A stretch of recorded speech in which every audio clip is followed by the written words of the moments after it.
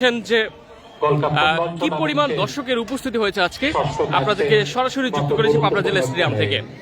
এই মুহূর্তে আপনারা দেখছেন জেলা প্রশাসক গোল্ড কাপ ফুটবল টুর্নামেন্ট 2026-এর আজকের ম্যাচটি। এই ম্যাচটি অনুষ্ঠিত হচ্ছে পাবনা পৌরসভা বনাম বেড়া উপজেলা। দর্শক এরই মধ্যে আপনারা দেখতে পাচ্ছেন যে দর্শকরা কিন্তু তাদের যে গ্যালারি সেখানে কিন্তু তারা ইতিমধ্যেই অবস্থান করছেন এবং দুই পাশে কিন্তু প্লেয়াররা এরই মধ্যে মাঠে নেমেছেন। আপনাদেরকে একটু যদি দেখাই, এই যে সাদা জার্সি পরিহিত যে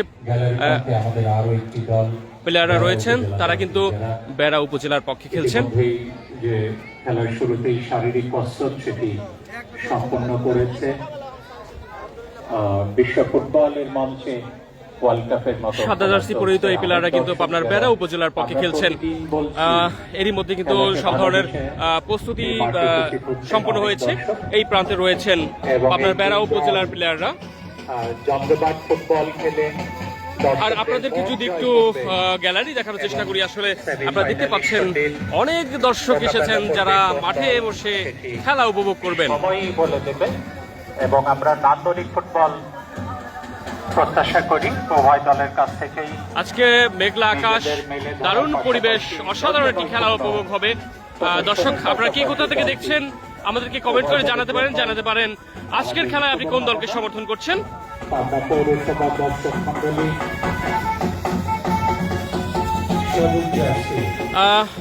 আপনারা দেখছেন জেলা প্রশাসক গোল্ড কাপ ফুটবল টুর্নামেন্ট 2026-এর আজকের ম্যাচ। এর মধ্যে আমরা দেখতে পাচ্ছি মাঠে উপস্থিত হয়েছেন পাবনা জেলা প্রশাসক আমিনুল ইসলাম। তিনি সরাসরি মাঠে এসে খেলা দেখছেন, উপভোগ করছেন।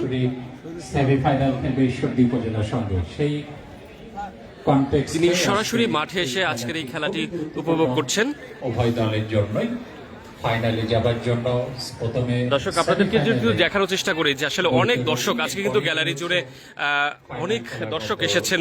অত্যন্ত মনোরম পরিবেশ, দারুণ একটি পরিবেশে মেঘলা আকাশ আজকে পাবনা পৌরসভা এবং পাবনার ওই বেড়া উপজেলার সঙ্গে খেলা।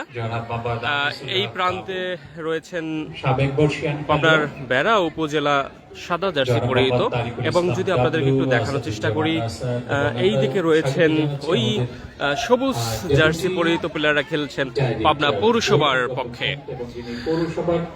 একজন বেড়া উপজেলার সমর্থন করছেন এরকম একটি মন্তব্য করেছেন। এবং আমরা বেড়া দলকেও স্বাগত জানাচ্ছি যারা মাঠে উপস্থিত।